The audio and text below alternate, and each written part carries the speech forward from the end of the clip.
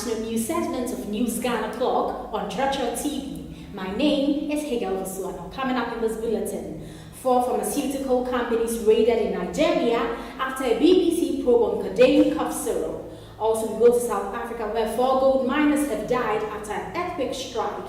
We have details of these and more coming up in this bulletin. Do stay.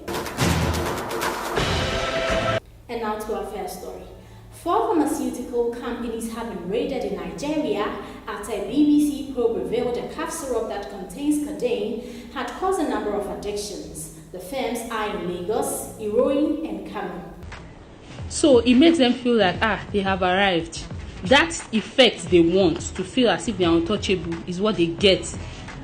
Then they begin to lose their sense of judgment. They are now, what is right and wrong does not mean to them anymore.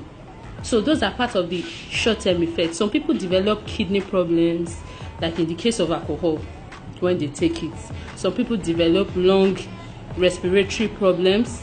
Respiratory damages can come up when they take all those kind of things. Nigeria this week announced a ban on the production and import of the syrup. Investigations revealed the syrup was being illegally sold to the young Nigerians to get high.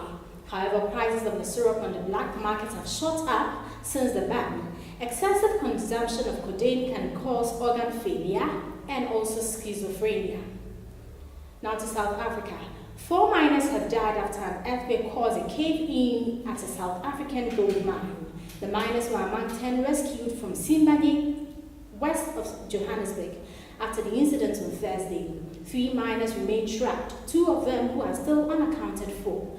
The company said South Africa is a leading gold producer, but the industry has often been accused of poor safety record. And now to Kenya. Kenyan President Uhuru Kenyatta has called on Kenyans to forgive him for damaging the unity of the country in any way during last year's heated and contested presidential elections. The president was delivering his first State of the Nation address in his second term and final term of office. The president also hailed opposition leader Raila Odinga for accepting to work with him to restore national unity. If there is anything I said last year that hurt or wounded you, if I damaged the unity of the country in any way, I ask you to forgive me and to join me in repairing that harm. 6 pupils from a school in a rural area in Kenya fell into a pit latrine after a collapse on Wednesday morning. Citizen TV attributed the incident to Nakuru County, northwest of the capital, Nairobi, to recent heavy rains that have been experienced across the country. The Standard News site quoted the head of the teacher of Kusilisu Primary School as saying 4 of the rescued pupils were unhurt, but 2 others were injured. A local journalist with another TV station is, however, reporting that only 5 have been rescued and 1 is still trapped. Well, on this note, this is where we end the international news segment, but before we go, a recap of the headlines.